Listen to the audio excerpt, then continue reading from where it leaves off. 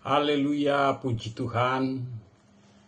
Jumpa lagi kita dalam program Renungan Susanim. Dan pada kesempatan ini kita akan melihat satu kebenaran firman Allah yang menjadi sebuah keyakinan kita bahwa Tuhan telah mempersiapkan untuk kita semua untuk menjadikan sebagai satu tuntunan dalam perjalanan hidup saudara dan saya. Jemaat Tuhan yang dikasihi, mari kita satukan hati, satukan roh kita untuk kembali diisi, dipersiapkan untuk kebenaran firman Allah. Kita berdoa. Terima kasih Tuhan Yesus, pada waktu ini, saat ini kami diberikan kesempatan lagi untuk menerima kebenaran firman-Mu, akan menuntun kami, memimpin kami, mencerahkan hati dan pikiran kami, menjernihkan pikiran kami dan hati kami, dan kiranya firman-Mu akan tertanam di dalam hati kami masing-masing, umat-Mu yang mendengarkannya. Kami mengucap syukur dalam nama Tuhan Yesus Kristus. Haleluya. Amin.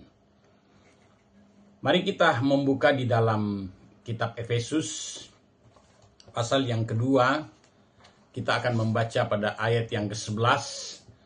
Ayat ini sering kita dengar ya, sering kita baca. Bahkan sudah menjadi sebuah ayat-ayat yang mendarah daging di dalam hidup kita. Dikatakan firman Allah Efesus 2 ayat yang ke-11 mulai, dipersatukan di dalam Kristus.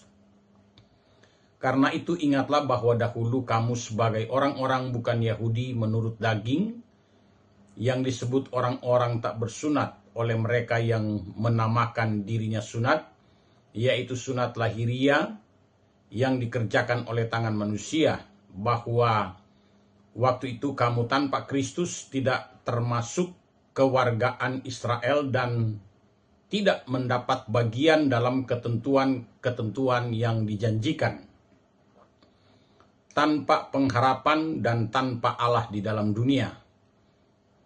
Tetapi sekarang di dalam Kristus Yesus, kamu yang dahulu jauh sudah menjadi dekat oleh darah Kristus.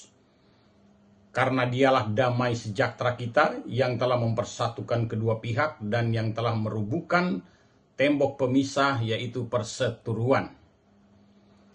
Sebab dengan matinya sebagai manusia, ia telah membatalkan hukum Taurat dengan segala perintah dan ketentuannya, untuk menciptakan keduanya menjadi satu manusia baru di dalam dirinya, dan dengan mengadakan damai sejahtera, dan untuk memperdamaikan keduanya di dalam satu tubuh dengan Allah oleh salib, dengan melenyapkan perseteruan pada salib itu.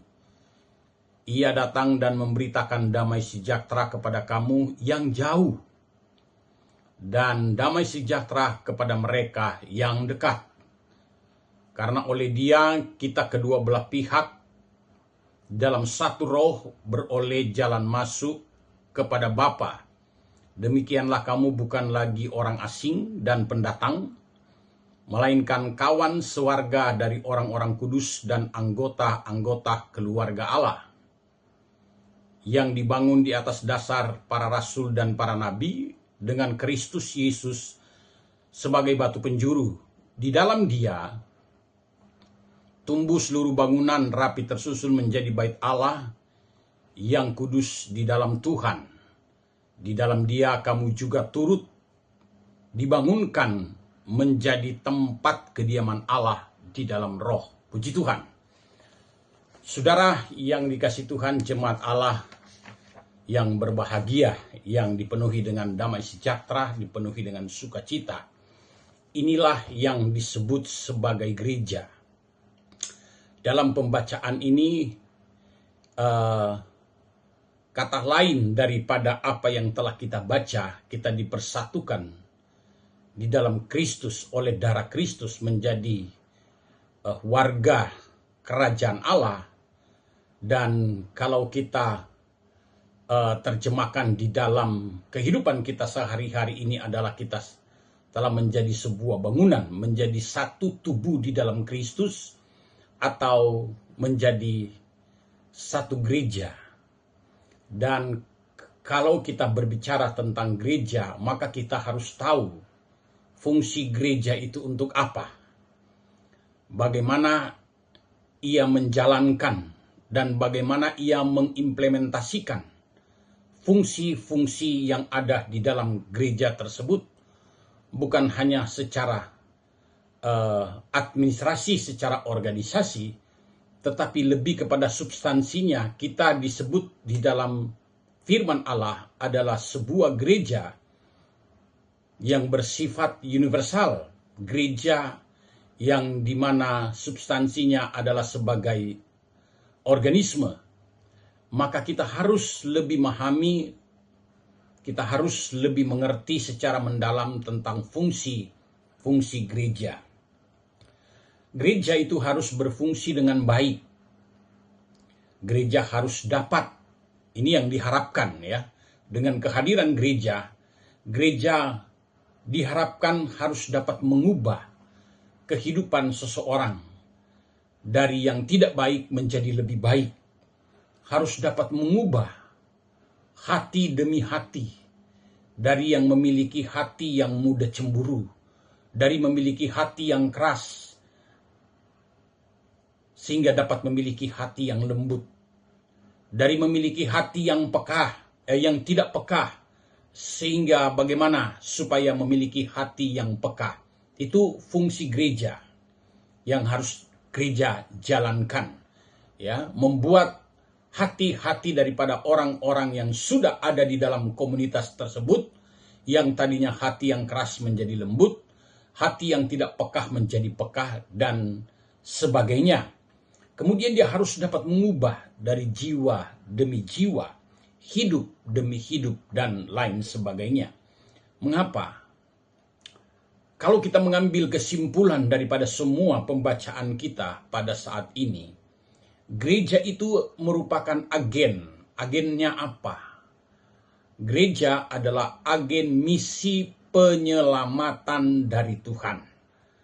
Penyelamatan bukan hanya menyangkut kepada keluarga, dan yang lebih utama adalah kepada orang-orang terdekat kita, orang-orang yang ada di dalam satu keluarga, dalam sebuah lingkungan, juga orang-orang yang mungkin sudah di luar itu. Dan jangkauan harus lebih luas. Itu fungsi daripada gereja. Jadi gereja memiliki fungsi sebagai agen misi penyelamatan dari Tuhan. Orang percaya, umat yang percaya, itu diperlengkapi oleh Tuhan untuk menjadi alat yang baik, alat yang berguna di mata Tuhan. Diperlengkapi untuk memberitakan Injil. Sekarang ini kita juga sedang diperlengkapi, yaitu pengayaan firman Allah di dalam hati kita, di dalam pikiran kita, melalui pembacaan dan perenungan kita.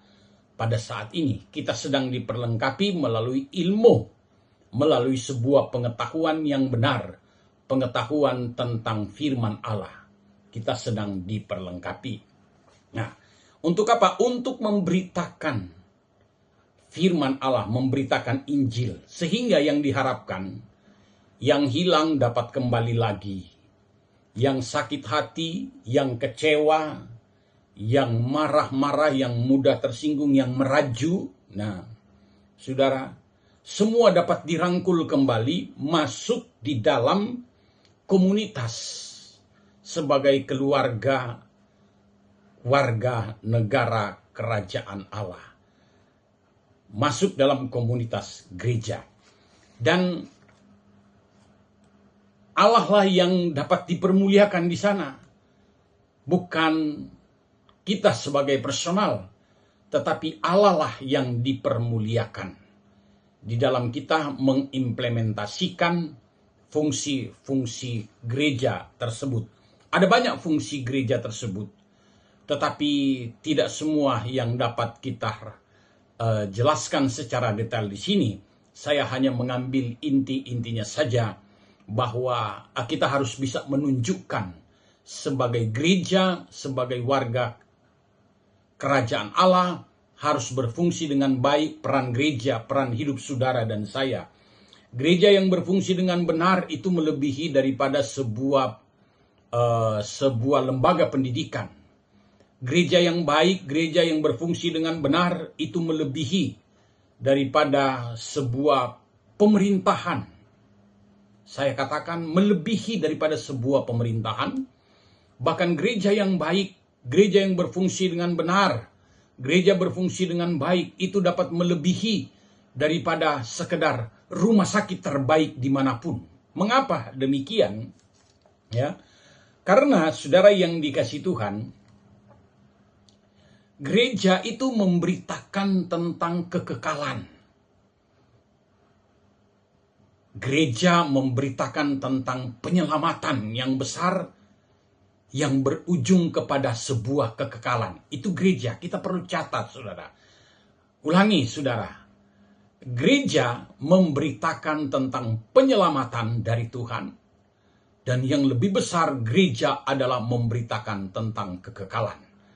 Saudara mau kita hidup kekal, saudara jalankan fungsi gereja dengan baik dan benar.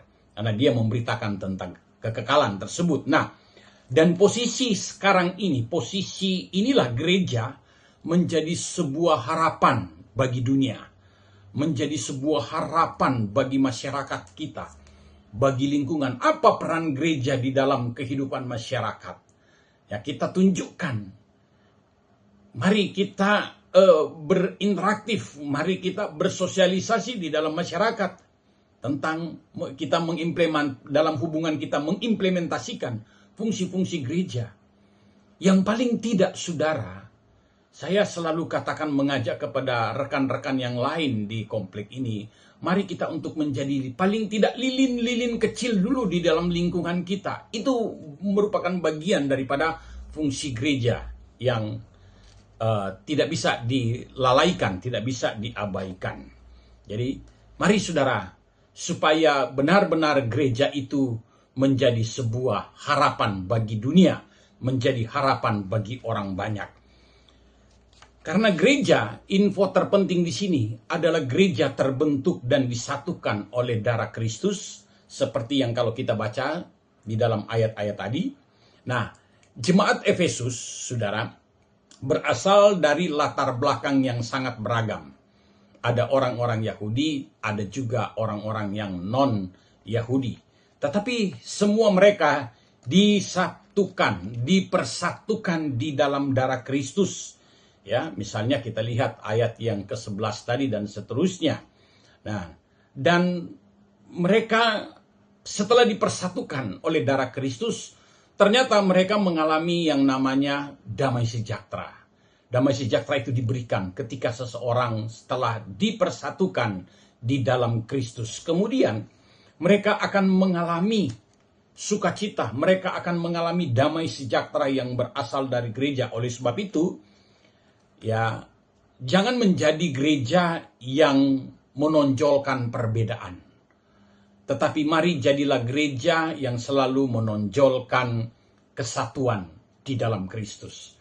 Karena kita telah disatukan di dalam Kristus, yang jauh telah didekatkan oleh darah Kristus, dan yang dekat didekatkan, dilekatkan kembali, sehingga menjadi sebuah hubungan yang harmonis, ya, rukun dalam sebuah lembaga, keluarga, warga negara, kerajaan Allah. Gereja yang hangat sebagai satu keluarga Allah. Ayat 19. Nah, kemudian dampak daripada itu adalah kita akan mengalami damai sejahtera yang berasal dari Allah. Damai sejahtera yang akan kita terima. Bukan lagi sebagai orang asing, bukan lagi sebagai pendatang, tetapi kita dijadikan satu keluarga. Ya, oleh sebab itu, jemaat Tuhan yang dikasihi oleh Tuhan, Mari, selain kita menjadikan gereja itu tempat beribadah, gereja juga mari kita menjadikan tempat kita bertemu sebagai keluarga kerajaan Allah. Sebagai keluarga yang telah disatukan oleh darah Kristus, oleh suatu. Karena gereja ini ya didirikan oleh Kristus sendiri dan untuk kemuliaan Kristus. Kalau kita baca ayat ini ya, pendirinya itu adalah Kristus sendiri. Atau Yesus itu sendiri didirikan oleh Tuhan. Dan untuk apa? Untuk kemuliaan nama Tuhan tersebut. Bukan untuk personal kita masing-masing. Nah, gereja adalah sebagai institusi yang sah secara hukum di mata Tuhan. Institusi. Nah, mari saudara yang dikasih Tuhan. Fungsi-fungsi gereja harus kita dapat implementasikan dalam kehidupan kita sehari-hari, sehingga kita akan mengalami hal-hal yang luar biasa yang Tuhan siapkan. Ada damai sejahtera, kemudian kita dipersatukan, dan masih banyak hal-hal yang Tuhan janjikan untuk saudara dan saya. Dengan demikian, maka kita menjadi gereja yang akan menjadi harapan besar bagi dunia dan bagi keluarga kita dan orang-orang di sekitar kita. Tuhan Yesus memberkati. Terima kasih Tuhan untuk renungan pada malam hari ini. Tuhan Yesus memberkati kami semua umat percaya, jemaat GPDI Susanim, dan kami semua hamba-hambamu. Kami mengucap syukur, meteraikan firman Allah di dalam hati kami dan pikiran kami. Dalam nama Tuhan Yesus Kristus, kami berdoa dan mengucap syukur. Haleluya. Amin. Demikian renungan kita pada malam hari ini. Tuhan Yesus memberkati dan salam sehat untuk semuanya. Haleluya.